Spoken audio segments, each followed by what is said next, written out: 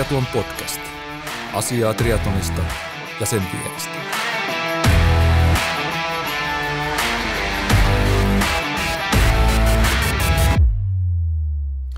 Tervetuloa FinTriathlon podcastin pariin ja FinTriathlon podcast studioisännät Kalle Kotiranta, Antti Haakvist jälleen valmiudessa.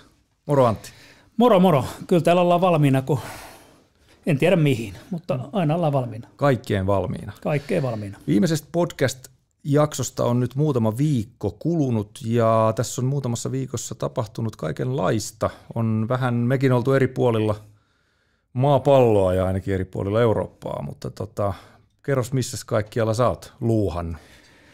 No joo, jos vaimolta kysyy, niin mä oon todellakin luuhannut. Mä olin ensin vähän niin kuin, en tiedä, kai mä olin lomailemassa sitten Kilpisjärvellä ja sitten kävin vähän Pallaksella ja sitten meillä oli historian ensimmäinen Vuokatin FinTriathlon leiri ja siellä oli ihan hauskat olosuhteet, että olin vähän katsomassa samalla niin kuin noita kisapaikkoja Vuokatin suunnalla ja nyt menneenä tai tuossa oli myös sitten FinTriathlon, Electrofit ja FinTriathlonin leiri tuolla Vierumäellä, ja siellä oli aika runsas osanotto, ja hauskaa tuntui olevan, ja mikä miellyttävää, niin siellä oli aika paljon uusia ihmisiä.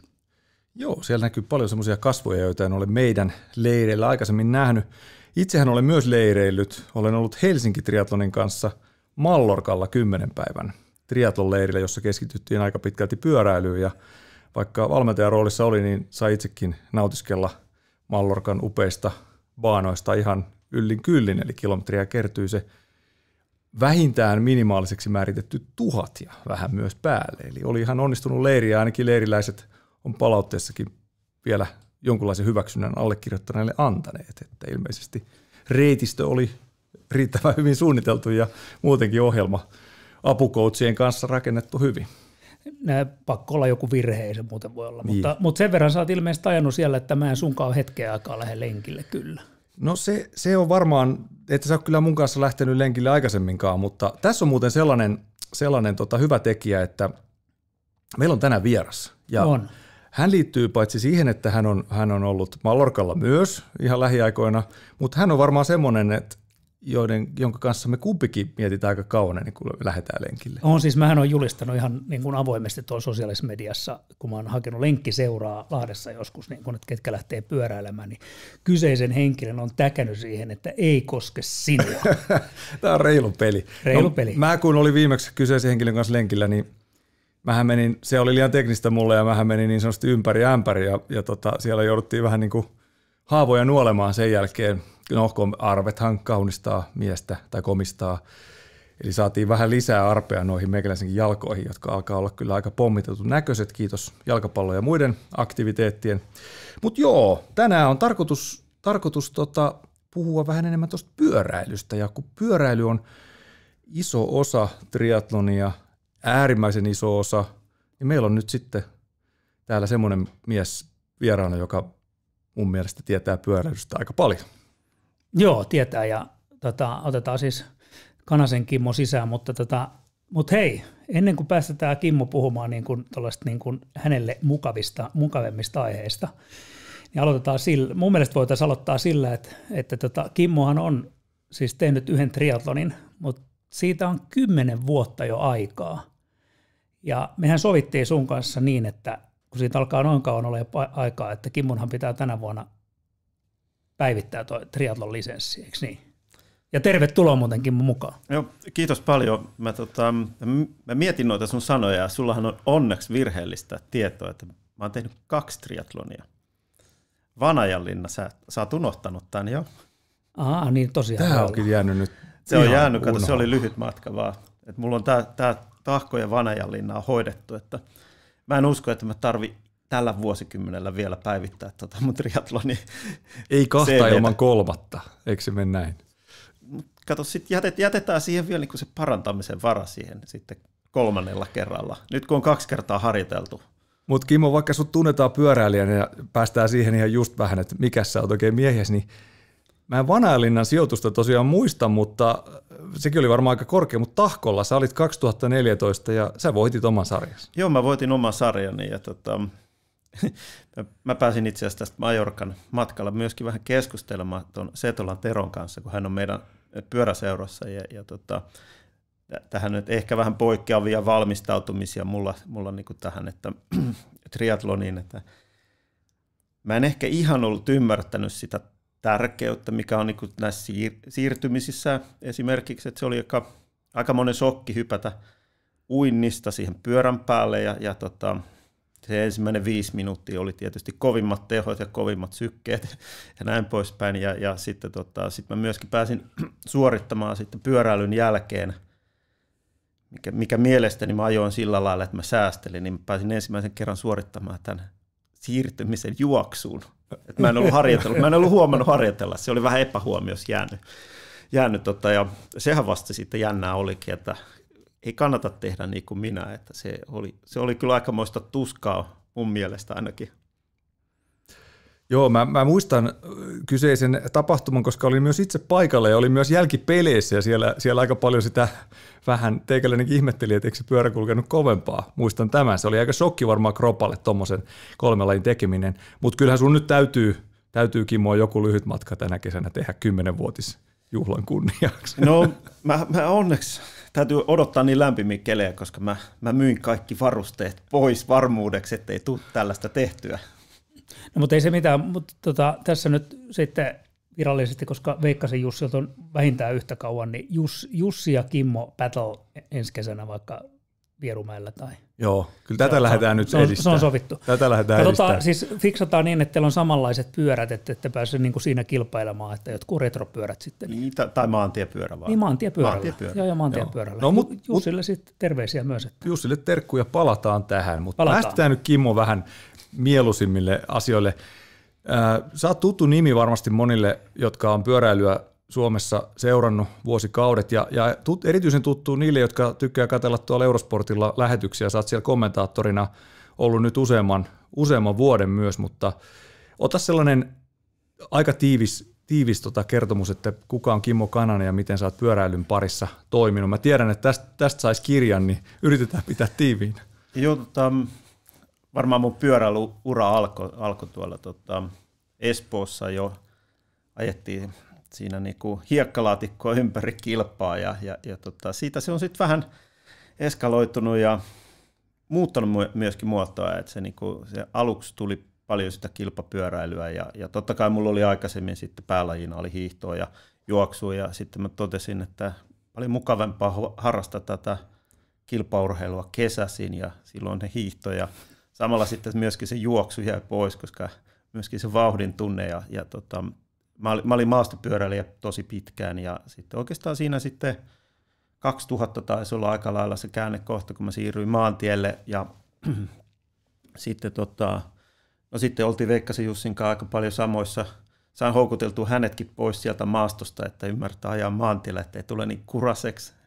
Ja päästiin sitten yhdessä matkaamaan tonne ja me tiet vei samaan suuntaan ja myöskin vähän eri paikkoihin ja itse ajauduin sitten Italiaan ajamaan ammattilaisena 2 vuotta siellä ja sitten tulin takaisin ja pyöräily ei kyllä sitten päästänyt muutenkaan pois sitten ja ajauduin sitten pyöräalalle, että kaupalliselle alalle ja sitten siitä vielä vähän eri suuntiin ajauduin Shimanolle.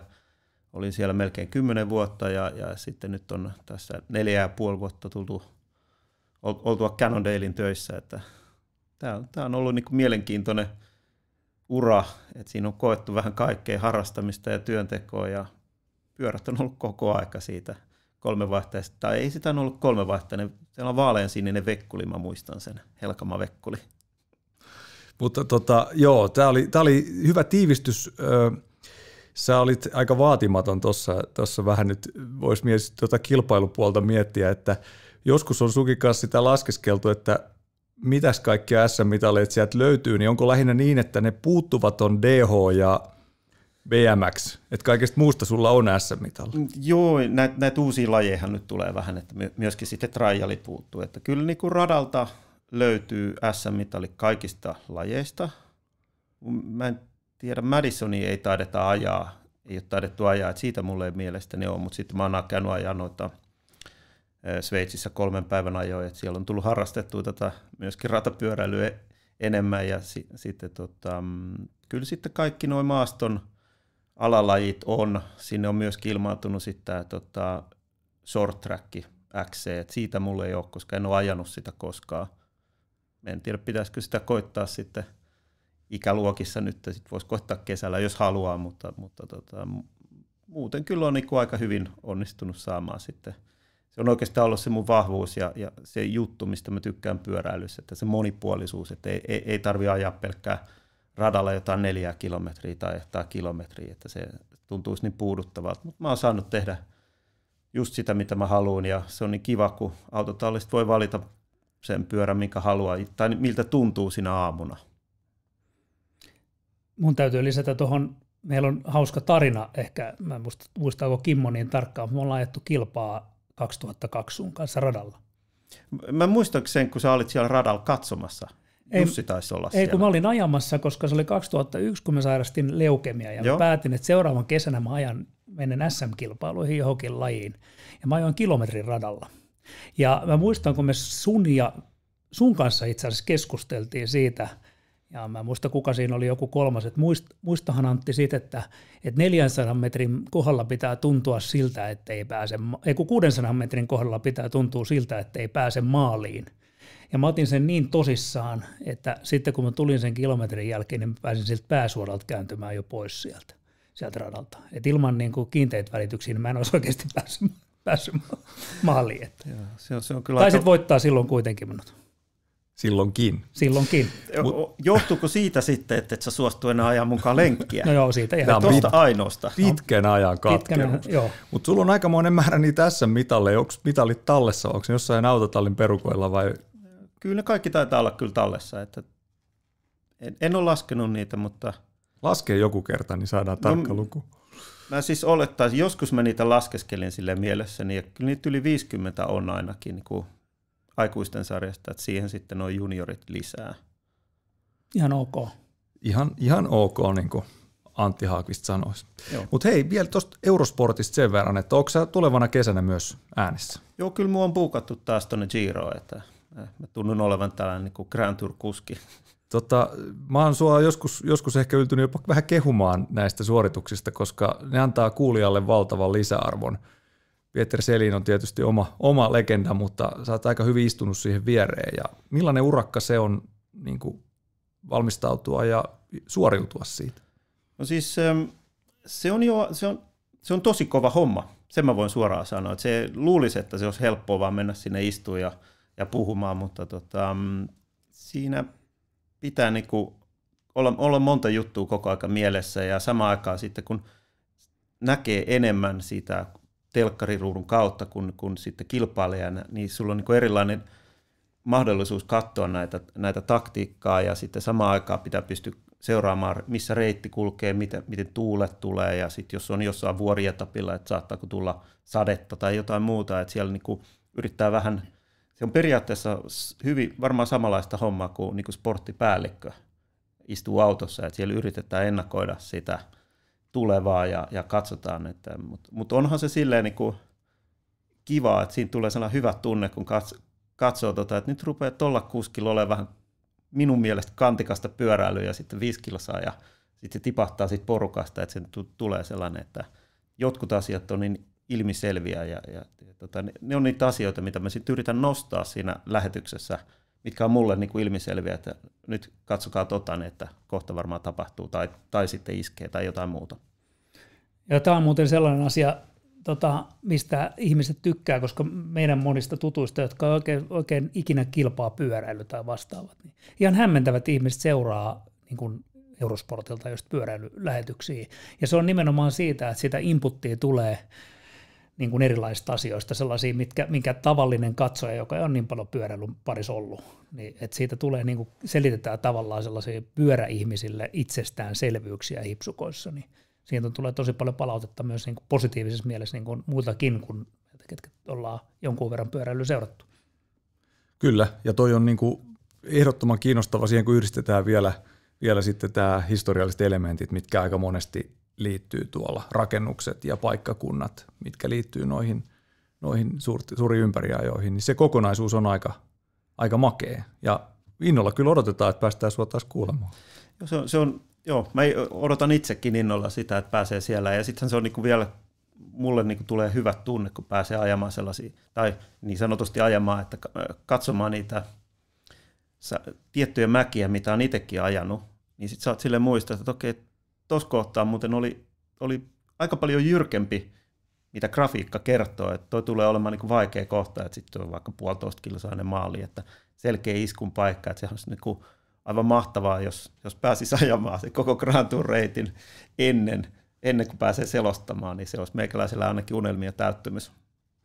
Jos on Siron aikaa nyt, jos sinut on puukattu sinne, niin sulla on sitten niin kuin 21.5., kun on Stelvion etappi, niin on äärimmäisen hyvä mahdollisuus ottaa niin kuin sieltä suoraan Stelviosta todellisia asiantuntijoita, vaikka puhelinhaastattelua. Me ollaan meinaan silloin Veikkasen Jussin tallin vierana siellä se tiistaina Stelvion päivänä. Mahtavaa. Mäkin kävin sen ajamassa toissa vuonna ylös sitten ihan varmuudeksi, että tietää sitten, että miltä se tuntuu. Ajetaanko me Antti ylössäkään? Juu ei. Autolla. Kyllä se kannattaa. Kyllä se, siinä vaiheessa, kun pääsee yli 2 tonniin, niin se rupeaa olemaan tehot vähän erilaisia. Tai sitten tunne jaloissa on niin hassu. Kyllä me siellä sillä korkeuksissa on käyty joskus. Joo. Hyvä. Mennään pyörämaailmaan entistä enemmän ja toi polkupyöräkehitys on mun mielestä sellainen asia, sä voisit Kimmo siitä muutaman sanan sanoa, miten fillarit on niin kuin viime vuosikymmeninä ja viime vuosina kehittynyt ylipäätään, että onko se kehitys ollut vaan niin kuin sähkövaihteet ja että levyjarrut on levinnyt niin kuin maantiellekin YMS vai miten sä sitä kiteyttäisit? No varmaan mä kitettäisin sen, että mukavuus ja nopeus kulkee käsi kädessä ja on tultu tosi pitkälle siitä ajasta, kun minäkin aloitin ajaa maantiellä ja silloin se oli niin kuin standardi, että 23 millinen ja 7 baaria painetta. Ja sellaista ei enää, eihän sellaisia renkaita edes valmisteta. Ja nyt katsotaan näitä, niin silloin kun ajetaan niin kuin hyväkuntoisella asfaltilla, niin 28 milliä on se vakio, voi suoraan sanoa. Sitten jos ajetaan Paris-Roubaix tai Flanderi, niin silloin on 30 milliä, 32 milliä Paris-Roubaixissa. Ja painetta rupeaa olla sellainen 3,5 baaria. Niin siinä on aika suuri ero siinä mukavuudessa. Tokihan sitten samaan aikaan on myöskin tuotu tämä niin kuin mahdolliseksi, että on tehty leveämmät vanteet, on laitettu tubeles. Ja kaikki nämä on sitten niin kuin paljon nopeampia, paljon mukavampia. Sitten rungot on tehty aerodynaamisiksi ja kaikkea muuta, mutta se on niinku ihan mieletön ero välineissä. Mutta miten esimerkiksi se sähkön yleistyminen, siis puhutaan nyt sähkövaihteista, ei sähköavusteista, niin onko se jo niin arkipäivää, että sitä ei enää oikein muistakaan?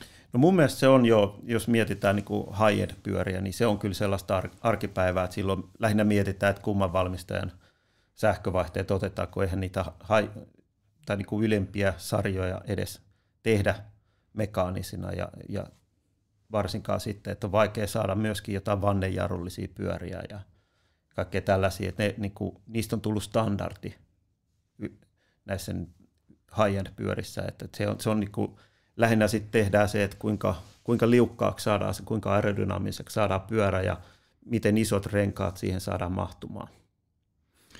Miten toi geometria, onko se kuinka paljon muuttunut, kun mun silmä ainakin nykyisin näyttää, että niistä on tullut paljon fiksumman näköisiä niistä pyöristä. Et ennen se droppi niin kuin satulan ja stongan tai tangon välissä, niin ne oli ihan järkyttäviä. Että siellä niin kuin, ja onko se muuttunut geometria pyörissä sen suhteen? Geometria ei ole muuttunut kauheasti suoraan sanottuna. Että se mitä siinä on tapahtunut, niin on niin kuin järkeistetty aika paljon bikefitin myötä näitä pyöriä.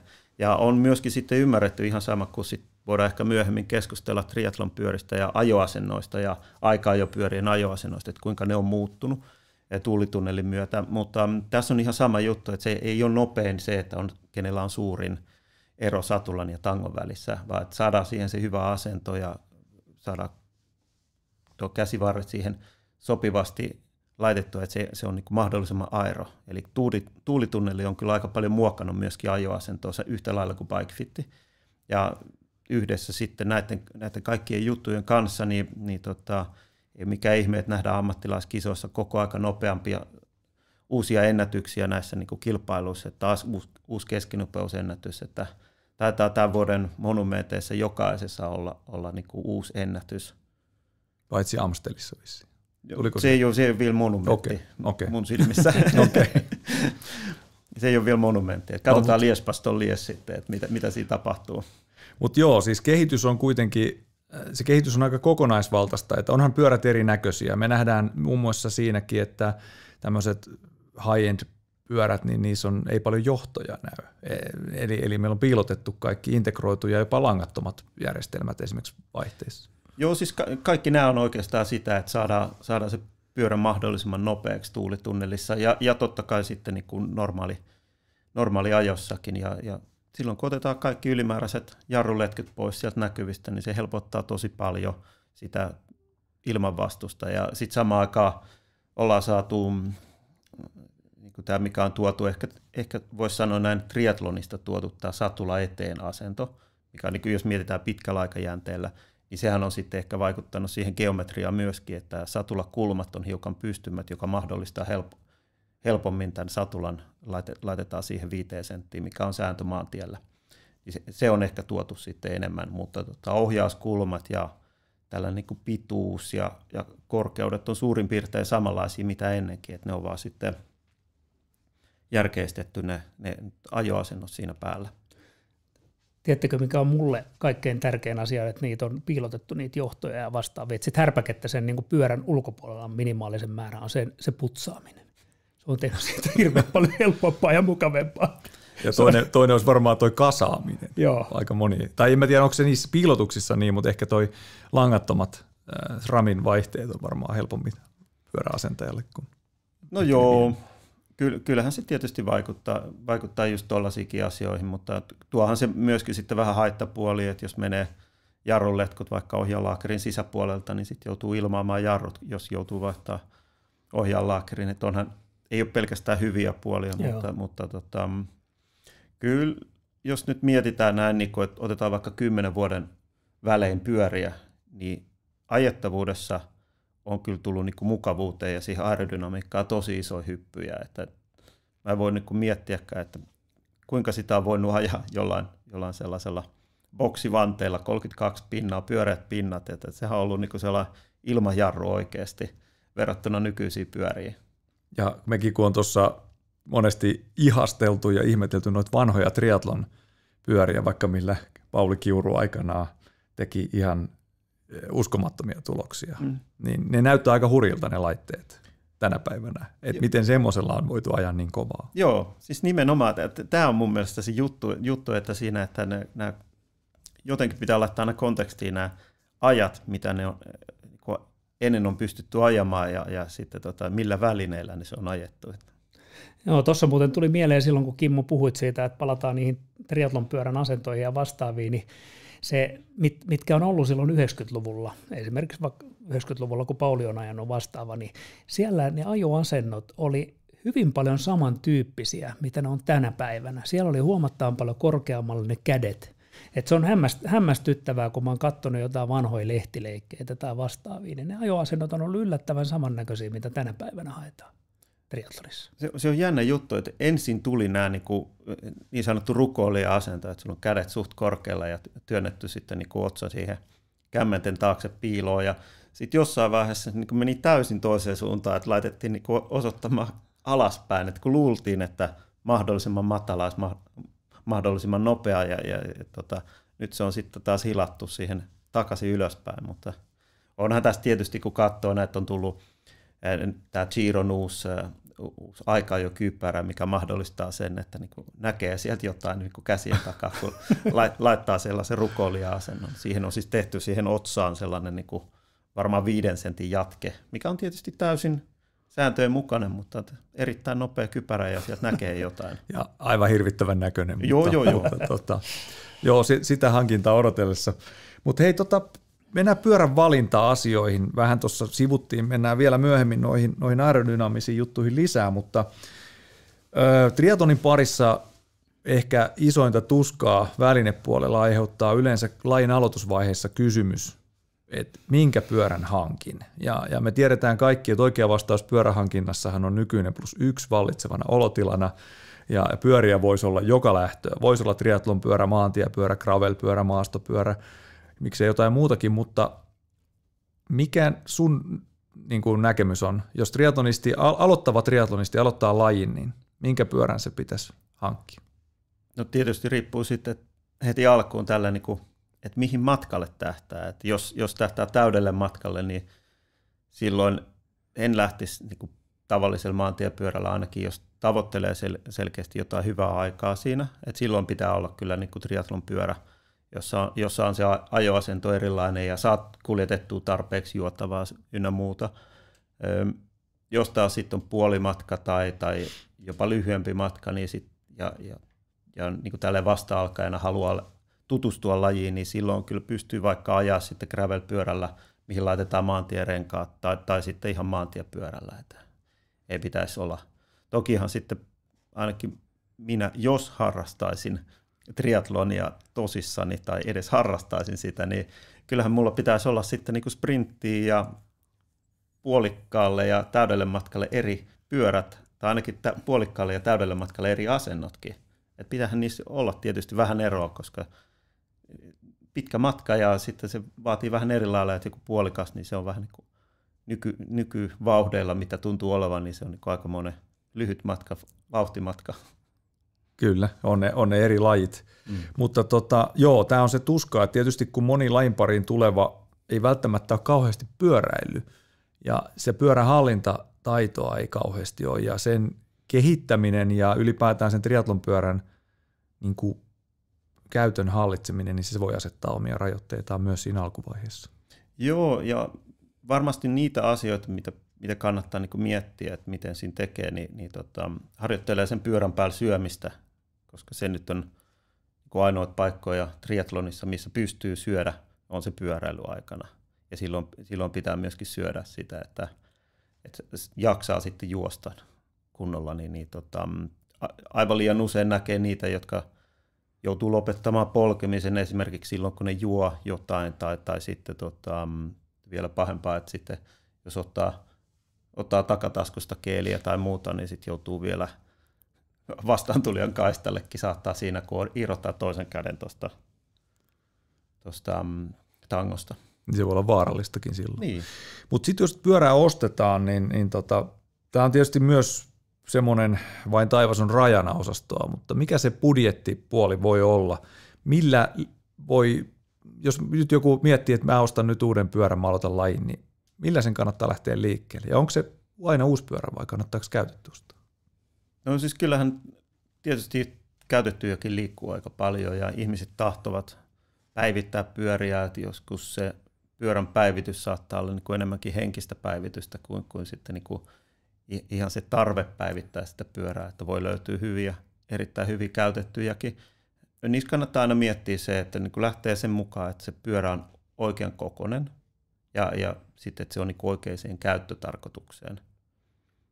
Et jos nyt haluaa siihen vaikka puolikkaalle tai pidemmille matkoille, niin ei välttämättä ostaa sitä gravel-pyörää ainoaksi pyöräksi. Se voi olla kyllä siellä sivussa, koska sitä tulee ajettua paljon muutenkin. Mutta sitten jos lähtee tähän sprinttimatkalle tai lyhyemmille matkoille, normimatkoille, mitä näitä kaikkea on, niin silloin katsoo se maantiepyörä mun mielestä, se on hyvä lähtökohta, ja niistä sitten löytyy niin paljon niin kuin aerodynaamisia maantiepyöriä, että kaikki pyöräthän tuntuu olevan tällaisia maantiepyörät tosi nopeita nykyään, että se on ollut se niin kuin tuulitunnelin hyvä puoli myöskin, että ollaan tehty mukava ja nopea pyörä, jota voi käyttää kaikessa. Mutta mitä se voi maksaa? Tai mitä se saa maksaa? Että se on hyvä. No se on ihan jokaisen lompakosta kiinni, mutta kyllä mä sanotaan näin, että siitä 2-3 tonnin siitä mä lähtisin niin kuin katsomaan siitä, että saisi sellaisen hyvän harrastepyörän. Joo, tuossa on monesti, tästä on keskustelua, ihmiset katsoo tietysti, että kun mennään sitten, ostetaan tavallaan liian heikkotasoinen pyörä heti alkuun, niin sitten se johtaa siihen, että sitten kuitenkin sieltä tulee niitä niin kuin toki sillä pääsee liikkeelle ja käytettynä niitähän saa paljon halvemmallakin kuin 2-3 tonnilla, mutta se on varmaan just siinä, että sit se on varmaan siitä, sä tiedät sen aika hyvin varmaan, että se on siinä hintatasossa, että sitten se ei heti tule niin kuin ominaisuudet vastaan ja kestää kulutusta ja sitten siellä on myös jälleenmyyntiarvo varmaan parempi kuin sellaisilla ihan halvilla pyörillä. Joo, koska kyllähän mä tässä voisin niin kuin suositella, että ei kun menkää ostamaan se 15 tonnin triathlon pyörä, että se on niin kuin, onhan se parasta, mitä rahalla saa. Siihen vaan levy taakse ja korkealaippainen, se tulee varmaan mukana jo se korkealaippainen toivottavasti tuohon hintaan, mutta se on se, niin kuin mitä maksaa ja enimmillään ja sitten poistetaan jotain ominaisuuksia. Itse mä näkisin siinä, että on niin kuin hyvät kiekot, niin silloin tuollaisen, niin kuin sanotaan, että jos 2-3 tonnin pyörän, niin siihen voi ostaa vähän paremmat korkealaippaiset kiekot, niin saa aika hyvän hyödyn niillä jo. Sitten siinä on myöskin joka päivästä hyötyä, kun niillä pääsee ajamaan, että ei tarvitse ajaa pelkästään olla alumiinikiekoilla. Joo, ja tuossa on niin kuin tärkeä signaali mun mielestä, että ei tarvita sitä 15 tonnin pyörää, että lajia voi harrastaa ja sitä voi harrastaa mukavasti. Tämä on vähän niin kuin autoissa, että se hinta on lähes loputon. Että kyllä sillä muutamalla tonnillakin rupeaa saamaan jo kelvollista välinettä. Noista varusteista sä puhut kiekosta, eli nehän ovat siis vanteet ja aika monesti kuulee erilaisia, jotkut kutsuu niitä renkaiksi, mutta renkaathan ovat niissä vanteissa. Tässä juuri tähän törmäsin, oliko eilen, mutta kerropas vähän niistä, mitä niissä otetaan huomioon. Ja niin siis, jos puhutaan kiekoista, niin kiekossahan on 3 osaa, eli siinä on vanne, pinnat ja napa. Kyllä. Ja yhdessä niistä tulee kiekko, että jos puhutaan vanteesta, niin sitten puhutaan irtovanteesta käytännössä. Mutta terminologista tarkennusta. Joo, ja renkaat tulee sitten siihen kiekkoihin päälle. Renkaan leveydestä tuossa puhuttiinkin jo, mutta miten nuo vanteet, sä puhuit just, että parempi vanne, onko se vanteen tärkein ominaisuus keveys ja kenties korkeus, jos haetaan aerodynamiikkaa? Ja jos haetaan aerodynamiikkaa ja ihan niin kuin absoluuttista nopeutta, niin sillä vanteen painolla on itse asiassa yllättävän pieni merkitys, koska sitten inertti ja pyörimisvoima, se neutralisoi niin sanotusti sitä painoa, varsinkin triathlonissa, jossa ei tule mitään tällaisia kiihdytyksiä paljon. Eli silloin sillä vanteen muodolla on suurempi merkitys. Eli jos katsotaan näitä nykytyylin mukaisia vanteita, niin ne on tosi leveitä. Eli mullakin on sellaiset vanteet, mitkä on ulkoleveys on 32 milliä, mikä tarkoittaa sitä, että siihen tulee sellainen luonnollinen pisaran muoto, kun mulla on 28 tai 30 millinen rengas. Ja sillä lailla mä saan siihen, ei tule sellaisia mikropyörteilyjä siihen renkaan ja vanteen väliseen tilaan, koska jos rengas on leveämpi kuin vanne, niin siihen tulee huono sellainen ilmavirta ja se yleensä vaikeuttaa sitä ajamista, varsinkin sivutuulessa ja kaikkea tällaista. Niin nämä on niitä asioita, mitkä on niin kuin parantunut tosi paljon ja on nimenomaan tuonut helpotusta siihen, että hiilikutuvanne näyttää suhteellisen samalta nyt tänä päivänä ja 10 tai 15 vuotta sitten, mutta niissä on ihan mielettömän iso ero ajaessa. Ja sitten jos mietitään tällaista niin kuin triathlonia, että sä oot siinä triathlon asennossa ja sähän haluaisit niin kuin mahdollisimman helpon kiekon. Että jos tulee sivutuulta vähän peltoaukeamalta, ettei se kun heitä sitä pyörää niin paljon, niin se on todella paljon mukavampi ajaa nämä leveät vanteet. Joo, niin se on yllättävän iso ero. On itsekin päässyt testaamaan vähän pitkältä aikajänteen, niin sen kyllä huomaa. Joskus se yllättää jopa se, että se korkea profiilin vannekin on niin hyvä ajaa siinä sivutuulessa. Mutta toki nytkin kun Mallorcalla taidettiin Kimmo olla vähän niin kuin läpsystä vaihto, niin kun olimme tuossa melkein samaan aikaan, niin siellä oli aikamoiset tuulet. Siellä oli semmoista 15 metriä sekunnissa puuskaa, niin kyllähän siinä tuommoinen matalampikin vanne välillä oli parilla aukealla vähän jo ihmeessä. Niin, mä ajoin 64 millisellä vanteella edessä ja takana, ja en kokenut, että siinä olisi ollut mitään ihmeellistä. Et mun mielestä se oli ihan normaali. Totta kai niin kuin sivutuulessa joutuu aina vähän nojata siihen tuuleen ja muuta, mutta mun mielestä se oli ihan normaali. Sulla on, Kalle, vaan liian vanhat välineet. Niin on, mutta ne päivittyy. Kohta tulee uutta. Niin. Mutta tuosta varusteista sen verran ylipäätään, että Martikaisen Tommin kanssa joskus tehtiin vähän kirjallisuutta myös, ja Tommi teki tällaista niin kuin pyörävarusteiden hierarkiaa sinne. Ja tämähän on niin kuin mielenkiintoinen ajatus siinä, että jos halutaan parantaa suorituskykyä varusteiden kautta, niin mistä suunnasta sä lähtisit liikkeelle? Onko tärkein varuste hyvä runko, uudet vanteet, kypärä vai miten näitä niin kuin keskenään, koska vai tehomittari vai mikä on niin kuin tärkein, koska ihminenhän miettii monesti sitä, että mihin, jos mulla on vaikka tonnin rahaa, että mihin mä sen näistä sijoitan? Toi on kyllä aika paha. Tuossa tapauksessa mä varmaan ottaisin sen ottaisin tehomittarin ihan niin kuin harjoittelun kannalta. Et siitä saa varmasti sen parhaan hyötysuhteen pitkällä aikajänteellä. Mutta mä en muista, tästähän on niin kuin YouTubessa on todella paljon näitä kaikkia testejä, että mikä on niin kuin tällainen teholaatusuhde parhaimmillaan. Mä en muista, että oliko se nyt kypärä vai aerosukat, mitkä oli niin kuin parhaimmillaan, että niistä saa todella paljon hyötyä siihen aerodynamiikkaan, eli kypärä totta kai, koska se on iso asia, mikä ottaa tuuleen. Ja sitten kiekot oli, olisiko se ollut 4., 5. siinä, mutta siinä on niinku yllättävän paljon tästä niinku ajopuvustakin saa. Et sehän kannattaa miettiä se, että se ajopukukin on tosi tärkeä ja nykyaikaiset materiaalit, että miten hyviä ne on niin ne on siis kangas on nopeampaa kuin iho. Sen voi suoraan sanoa. Ja sitten se kannattaa muistaa sekin, että sen puvun pitää olla oikean kokoinen, eli jos se on ryppyinen jostain väärästä paikkaa, niin se hidastaa. Mutta jos se on myöskin liian tiukka, eli se kangas venyy siinä, niin silloinkin se saattaa olla hitaampaa. Et sen pitää niinku käytännössä olla oikean kokoinen, että se kangas ei saa venyä liikaa. Ja siis, sitten kun mennään näitä niinku hiuksia halkomaan, niin se on aika loputon sua kyllä. Mutta ehkä Antti meidän ei vielä tarvitse lähteä näitä miettimään, koska melkein sanoisin, että voisi vyötäröltäkin vähän nipistää. Niin, mutta eikö se just sitä tarkoita, että vähän venyy, kato se kangas siinä vatsan kohdalla. Niin, mutta ei se kato, kun nythän se on kielletty triatlonissakin, ei saa enää pistää sitä pulloa, niin meillähän on kuitenkin sellainen luontainen pullo siellä. Niin mutta sieltä ei saa välttämättä nestettä. Se pitää saada vähän tuohon rinnan kohdalle, eikö se siinä on paremmin? Sen takia me ollaan käyty nyt punttisalilla sen takia on väännetty tässä penkkiä eilen viimeksi. No niin.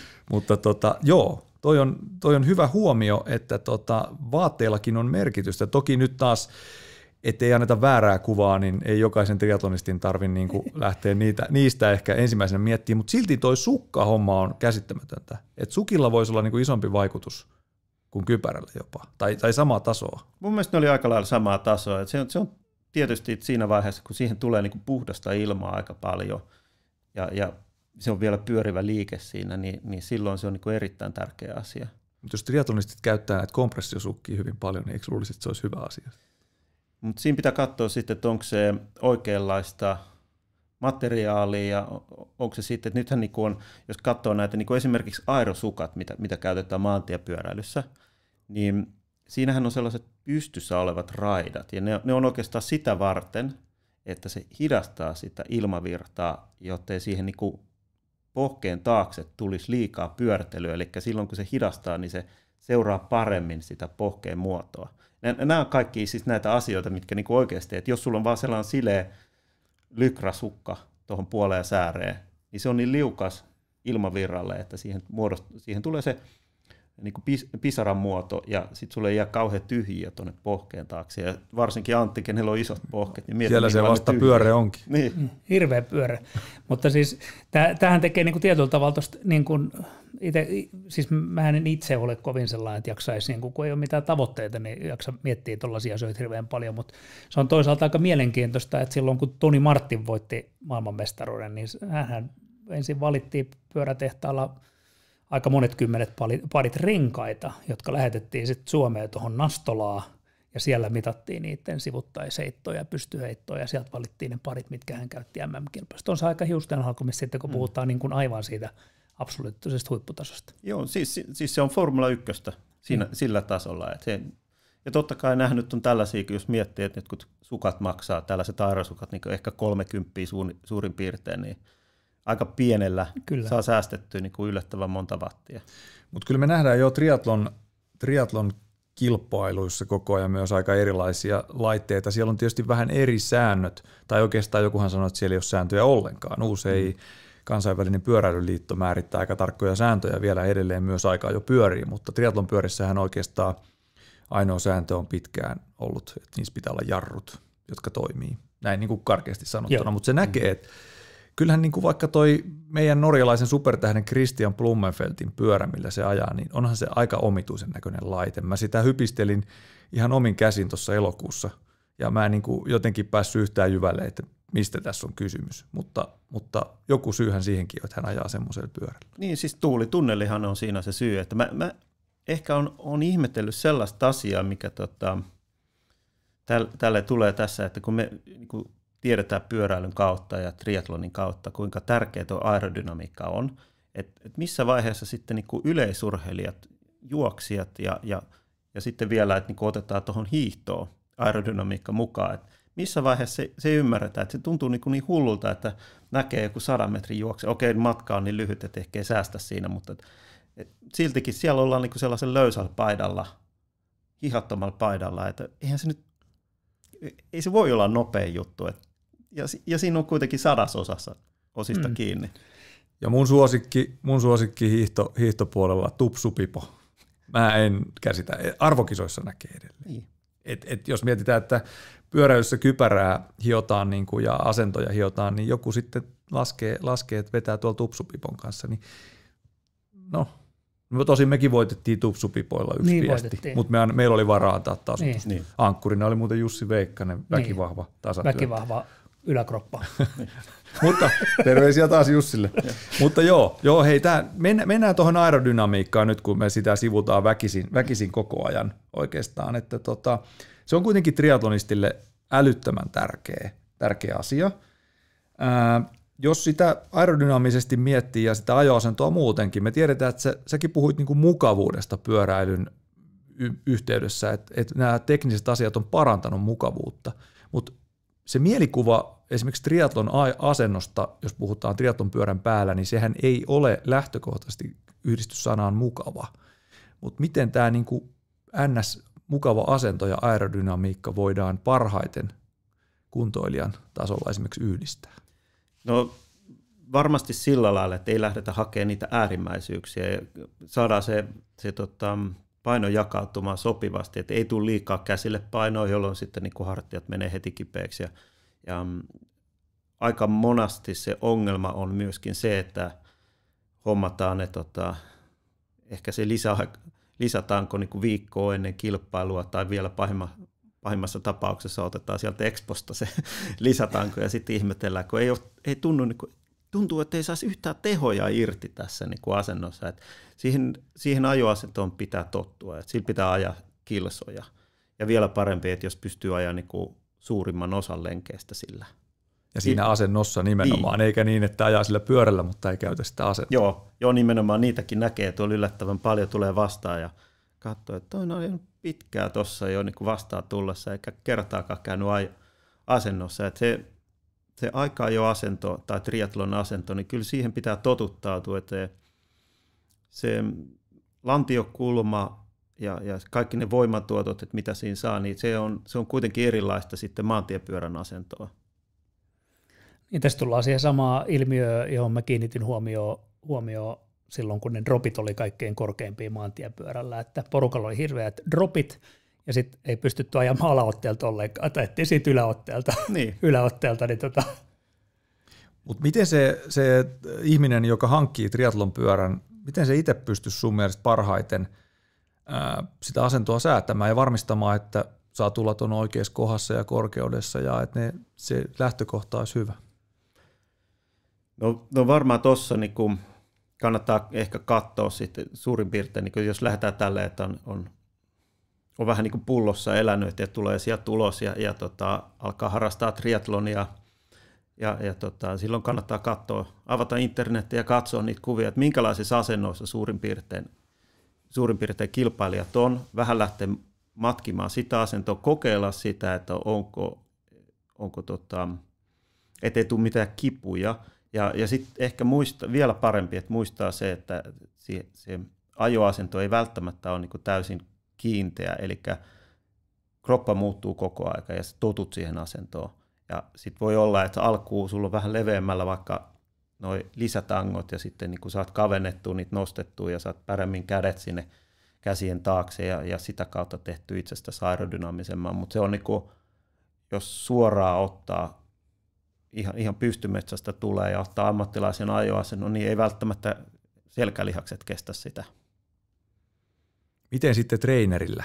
Tosi moni ajaa talvikaudet nykyään, on Swifti yleistynyt, niin onko se hyvä paikka sitä asentoa hioa ja testata, ja miten se sitten muuttuu, kun mennään ulos? Se on hyvä.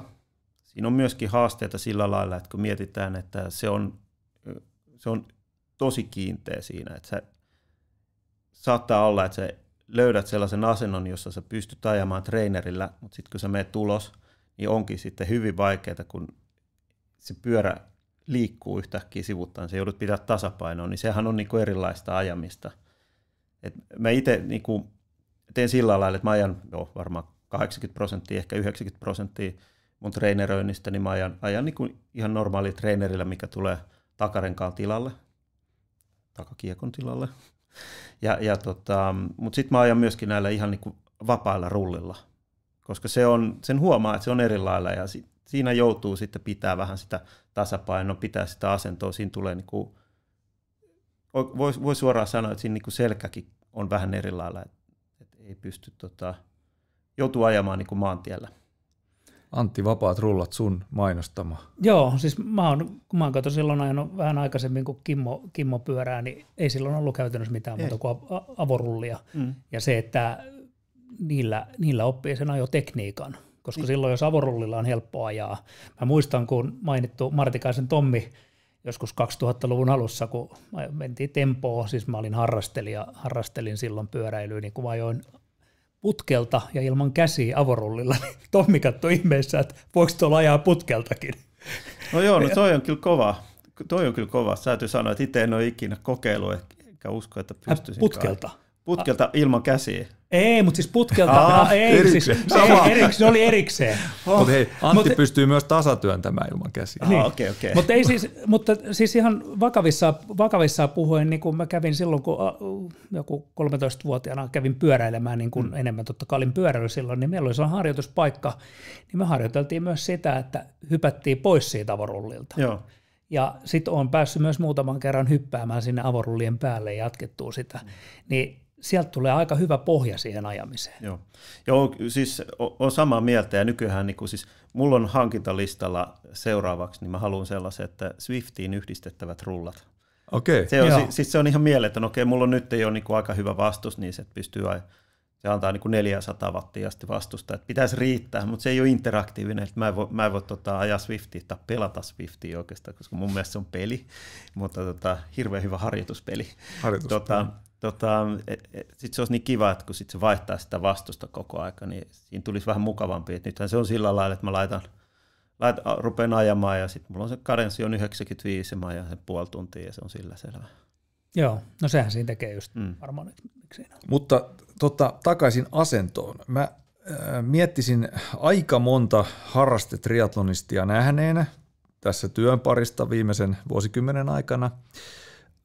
Sanoisin, että lähtökohtaisesti esimerkiksi, jos mietitään sitä asentoa, niin satula on suurimmalla osalla silleen ok, että se ei ole liian korkealla ainakaan. Eikö se ole parempi, että satula olisi aina vähän matalammalla kuin liian korkealla? Totta kai se oikea taso pitäisi löytää, mutta jos siitä ei ole varma, niin ei ainakaan väännä sitä niin ylös kuin pystyy. Joo, siis eihän sillä voita mitään, että satula on korkeammalla. Että jos miettii sitä, että nostaako se satulaa sentin, että olisi nopeampi, niin ei välttämättä ole, ellei se sitten satula on liian matalalla sentin verran, mutta se on jo ehkä helpompi noin päin, ja siinä on varmasti myöskin sitten se, että ehkä se ajatus on ollut sitten, että niinku yritetään saada lantiokulmaa enemmän auki, tai sitten, että jos on niinku, joillahan näkee tällaisia vähän niin kuin extreme ajoasentoja, eli satula saattaa olla melkein 45 asteen kulmassa, eli nokka osoittaa alaspäin, ja se on niin kuin lähinnä sitten siitä ei satulasta saa enää mitään tukea ja sitten kaikki paino on käsillä ja sitten kun tullaan ensimmäiseen liikenneympyrään, niin sitten melkein talutetaan sitä pyörää, kun aika harva osaa ajaa eturenkaalla koko matkaa, että siinä on niin paljon painoa siinä, mitä tulee sinne eturenkaalle, että se on myöskin, mikä on hyvä puoli, että näistä niin puhtaassa triathlon pyörissä, niin se ajoasento on myöskin vähän mukautettu siihen, että se on niin kuin paino on enemmän siellä edessä ja silloin on myöskin rauhallisempi ohjaus, että jos maantiepyörästä yrittää tehdä väkisin triathlon pyörän, niin siinä aina ajautuu jonkinlaiseen kompromissiin.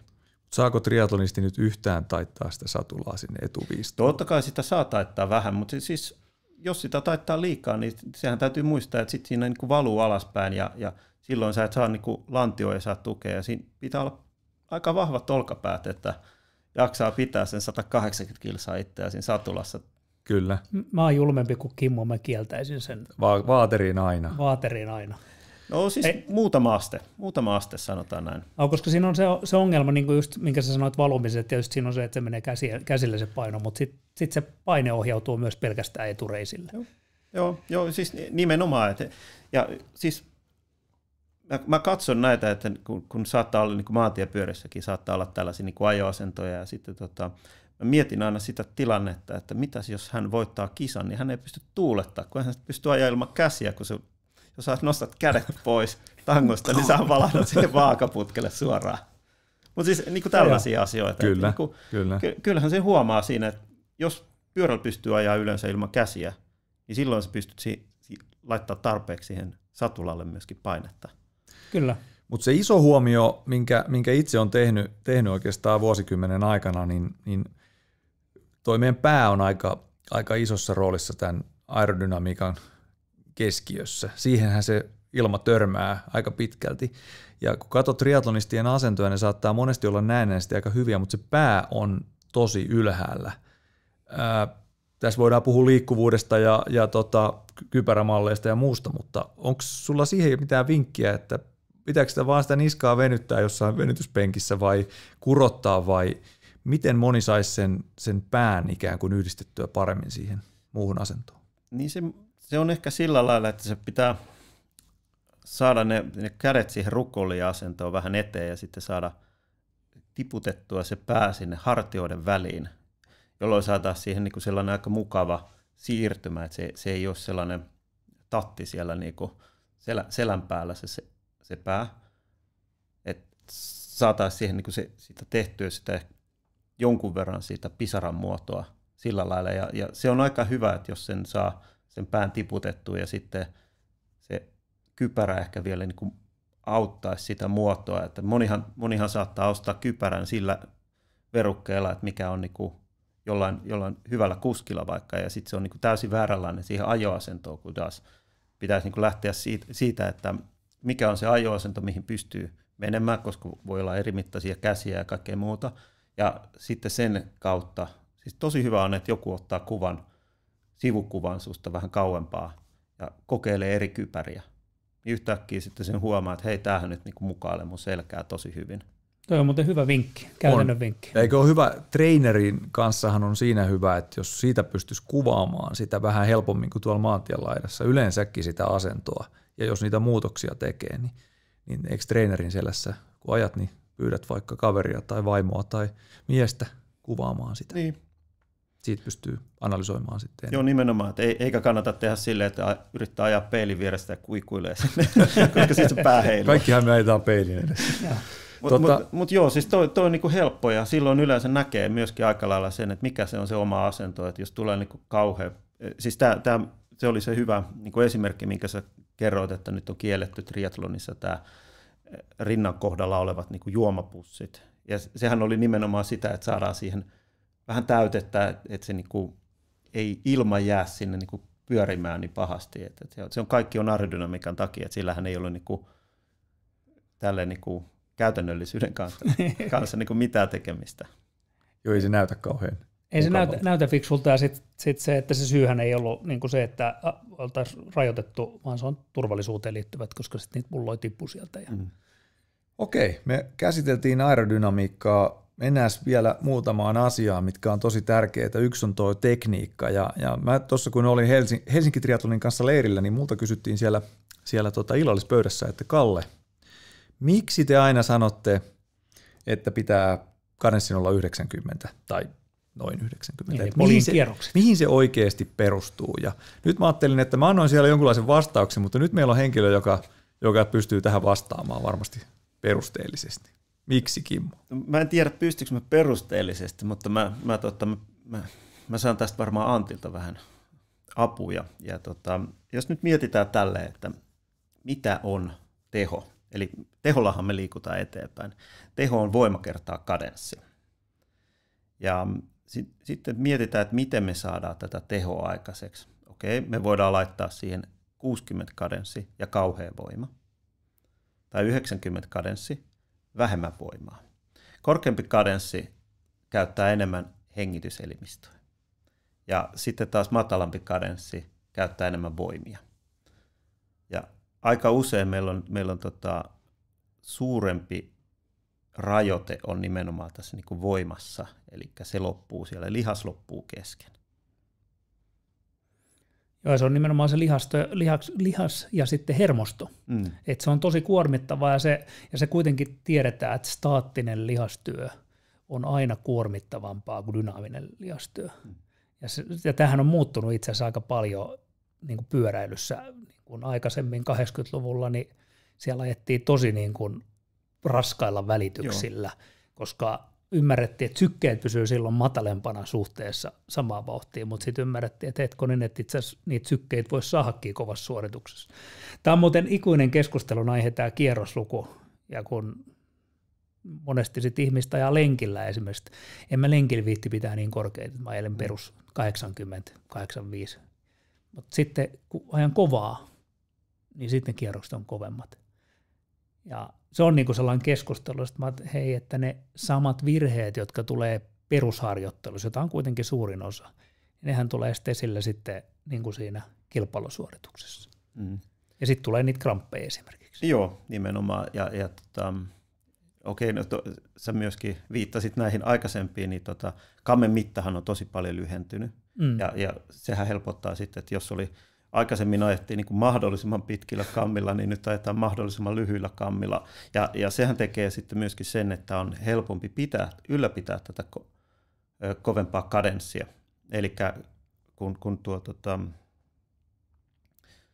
kampi on lyhkäisempi, niin totta kai se jalkanopeus on pienempi sillä samalla 90 kadenssilla, mikä on taas sitten niin kuin helpottaa siinä ajamista. Että tämä on mielenkiintoista katsoa, että tämän hetken mun mielestä paras miespyöräilijä, eikä puhuta nyt Matthew van der Poelista, vaan Tadej Pogacarista, niin hän ajaa 165 millisillä kammilla maantietä. Mikä ei olisi tullut kyllä ennen kyseeseen. Ei olisi. Ne on ollut 185 pisimmillä. Joo, tämä on mielenkiintoinen, mutta just tuossa kadenssissa, että jos mietitään triathlonia, niin tuossa maratonlähetystä seurasin ihan muutama päivä sitten, niin aika harva siellä juokseekaan, tai ei kukaan ei juokse 65 kadenssilla, tai että juoksukadenssihan on täysin sama ikään kuin pyörässä. Monella lajiharrastajallahan pitäisi ikään kuin pyörästä juoksuun siirtyminen, niin kadenssi säilyy. Ja se on hyvä lähtökohta.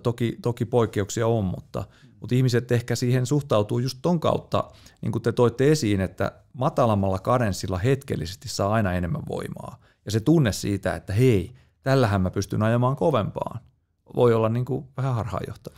Joo, ja jos katsotaan niin kuin kisoja, niin mistä tunnistaa se väsymisen, niin sehän on siitä justi, että lähtee kadenssi tippumaan, eli se voimataso on niin kuin siellä loppunut. Sitten sen huomaa vaan, että okei, nyt ei pysty enää pitämään sitä kadenssia, pidetään se sama vaihde ja sitten niin kuin hiipuu vaan kohtaan 80 ja 75 ja niin poispäin. Niin ja sitten tämä tulee esimerkiksi pidemmillä triathlonin matkoilla, tai miksei pyöräilyssäkin, että jos ajetaan voimalla, niin sitten kun siinä käy hyytymään, niin sittenhän ei ole vaihtoehtoja mitään muuta kuin tiputtaa vaihteita. Ei siinä enää kierroksia nosteta. Ei. Ja se vauhti käytännössä hyytyy huomattavan paljon enemmän. Mutta jos ollaan ajettu niin kuin korkeammilla kierroksilla, niin sit siinä vaan käy niin, että ne pikkusen hyytyy ne kierrokset. Mutta se ei ole niin jyrkkää, se hyytyminen. Et silloin kun se lihas käy oikeasti väsymään siihen voimalla ajamiseen, niin siinä on aika sitten löysät niin sanotusti housussa. Joo, ja toi on hyvä huomio, mitä myöskin tuli ilmi tuosta, että jos ajaa niin kuin eri kadenssilla lenkkiä kuin kisaa, niin kyllä sitten ne krampit tulee sieltä. Et kun lihas ei ole tottunut sellaiseen työhön, että kyllä sitä on hyvä siinä, mitä tekee. Ja tässä on niin kuin yksi huomio, että ihmisten kannattaa muistaa, että jos te ajatte ryhmässä, niin sen kadenssin ylläpitäminenhän voi olla huomattavasti hankalampaa johtuen peesistä ja siitä, että välillä jalka on vähän suorana ja välillä se joudut antaa ikään kuin rullata. Mutta etenkin nyt kun yksin menette lenkille, niin siinä se kadenssi on kriittisen tärkeä ottaa tarkasteluun. Ja tämähän on hyvin helppo sitten niin kuin saada talven aikana ajaa Swiftia niin tai mitä tahansa ajakaan treenerillä, niin se kadenssi on niin kuin siinä hyvin helppo säädeltävissä. Joo. Kadenssi-asia käsitelty. Annetaanko 90 suosituksen kadenssista minimis? Se voi olla korkeampikin, vai mitä sanoo Kimmo? Tarkka lukema. No ei uskalla antaa tarkkaa lukemaa, sehän vaihtelee myöskin vähän pyörätyypistä ja alustasta kiinni. Mutta eikö 90 aika hyvä? 90 on aika hyvä. Että sanotaan, että mun mielestä se niin kuin 90 ja 100 välissä on sellainen, niin kuin, silloin kun ajetaan niin kuin työvaihetta niin sanotusti. Kyllä mä huomaan sen itse, että jos mä niin kuin istun porukan perässä, niin sitten, eihän siellä sitten, kun ei siellä joudu polkemaan, niin sitten polkaset pari kertaa ja rullailet. Ja kyllä, se muuttaa. Mutta on sinänsä outoa, että milloin Kimmokin istuu lenkillä esimerkiksi porukan perässä. Niin se on niinku, mutta tämä oli teoreettinen. Se on teoriassa mahdollista. Hei, muutama tekniikkajuttu vielä. Tuossa Mallorcalla tuli käytyä ja siellä ylä- ja alamäkiä jonkun verran ajettua ihmisten kanssa, jotka ei ole sitä paljon tehnyt ja heillä oli hirveästi toiveita ohjeisiin siinä. Toki ja harjoitteluun. Suomessa on aika vaikea semmoisia mäkiä harjoitella, mitä tuolla niin kuin vuoristossa ja Etelä-Euroopassakin päästään ajamaan, mutta ota semmoiset niin kuin muutamat tärpit esimerkiksi sekä ylämäki että alamäki ajoon, jos mennään vaikka tonne Mallorcalle tai johonkin muualle ajamaan. Mihin pitäisi kiinnittää huomiota?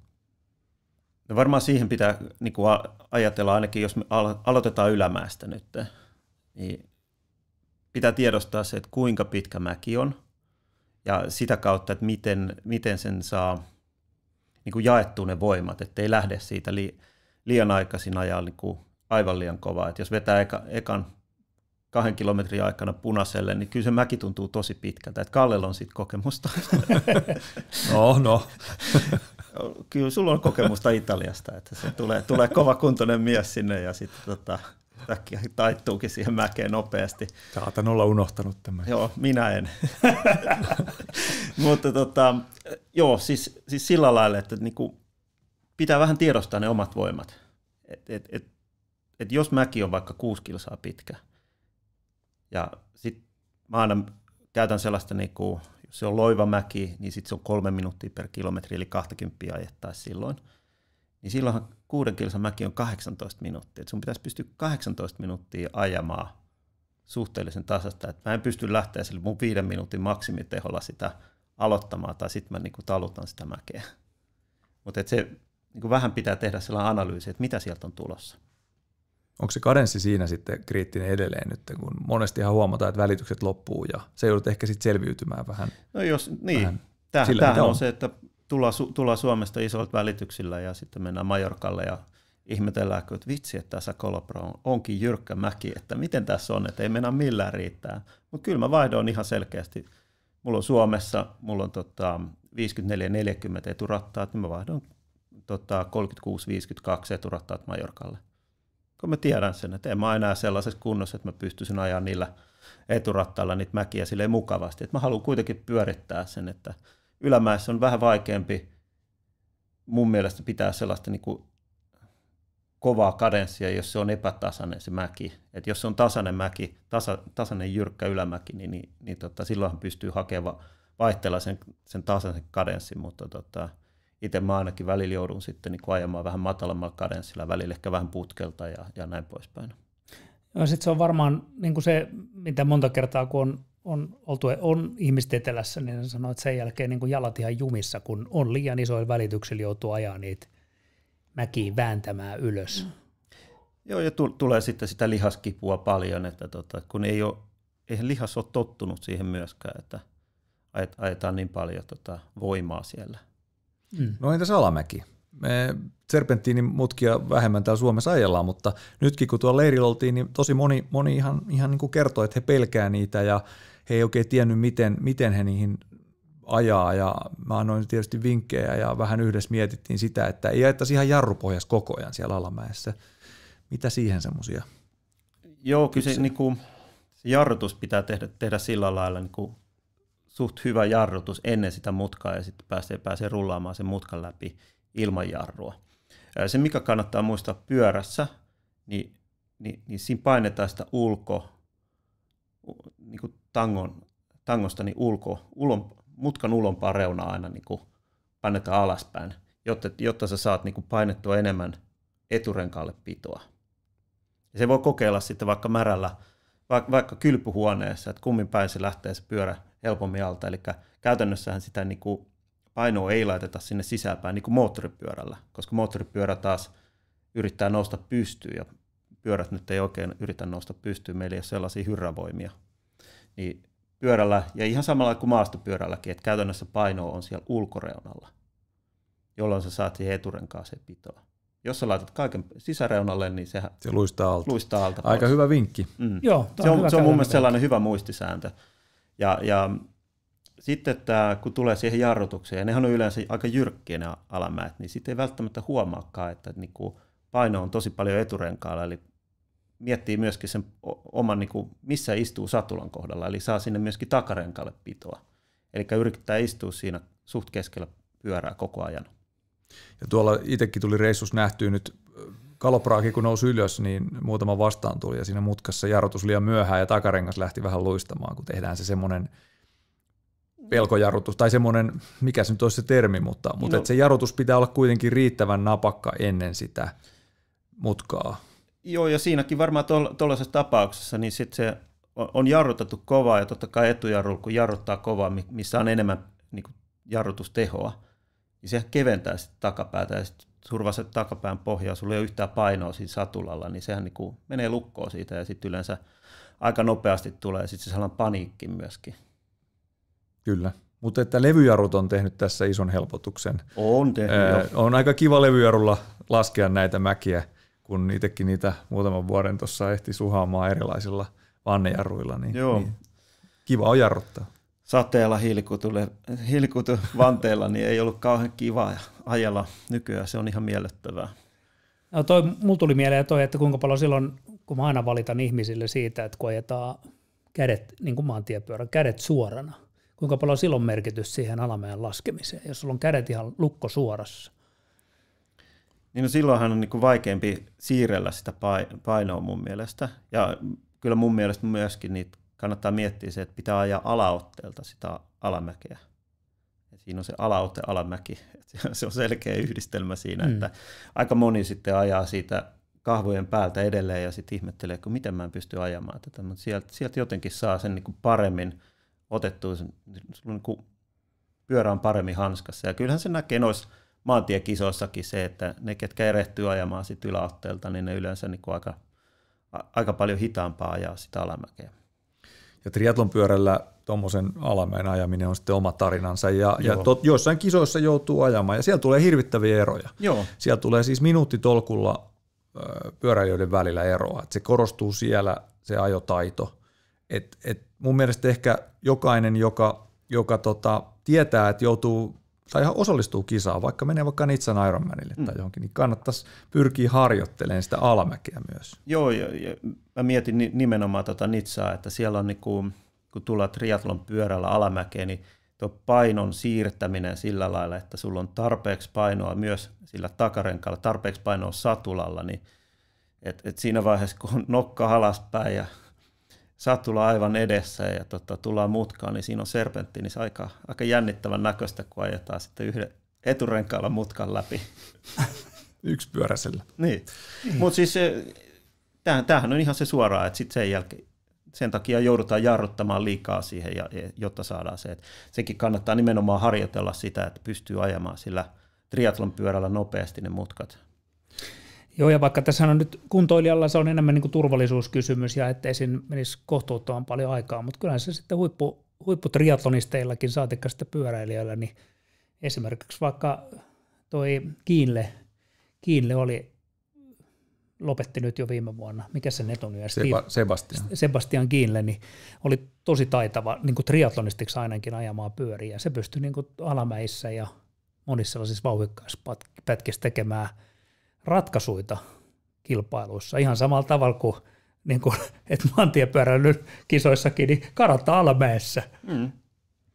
Joo, jos mietitään tällä, että eihän se nyt ole, että jos on niin triathlon reitillä vaikka sanotaan, että olisi useampi liikenneympyrä siinä peräjälkeen, niin tuleehan niissäkin jo eroa. Että siinä, kun lämättää 50 siihen pieneen liikenneympyrään, niin kyllähän siinäkin tulee jo isoja eroja.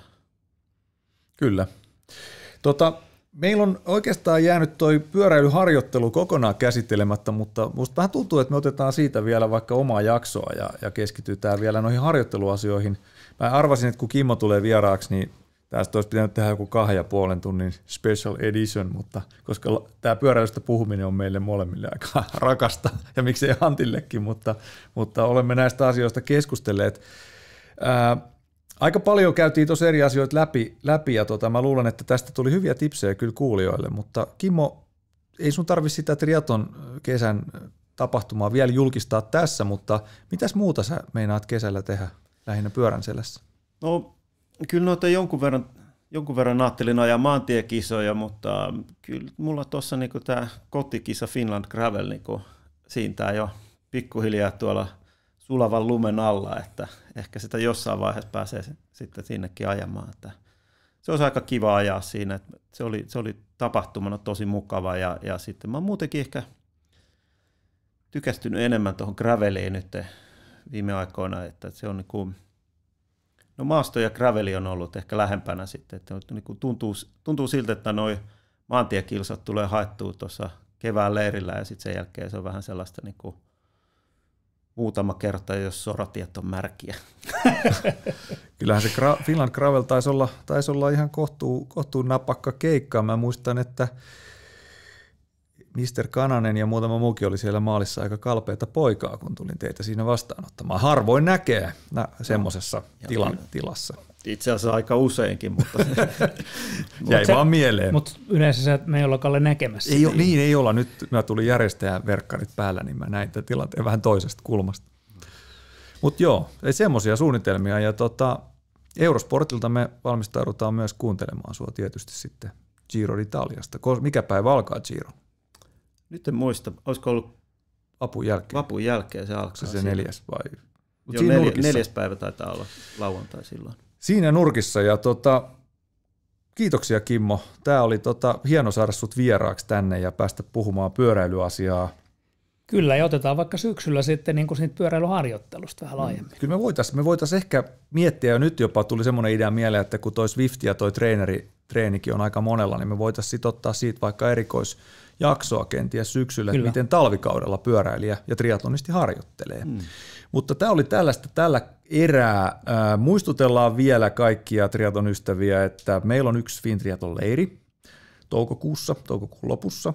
Sinne Vierumäelle tervetuloa mukaan, sinne vielä jokunen paikka jäljellä. Sielläkin ajetaan pyörää ja juostaan ja uidaan ja pidetään hauskaa. Ja sitten tietysti nuo meidän kesän tapahtumat. Ei ole vielä ihan loppuun myytyjä kaikki, eli mahtuu Vuokattiin ja Joroisille ja Vierumäelle. Kyllä. Tervetuloa mukaan. Tulkaahan mukaan. Fintriatlon podcast oli tällä kertaa tässä. Kiitos Kimmo. Kiitos paljon. Me Antin kanssa toivotetaan kaikille oikein mukavaa päivän jatkoa. Juu, näin tehdään. Kiitos, moi moi. Moro.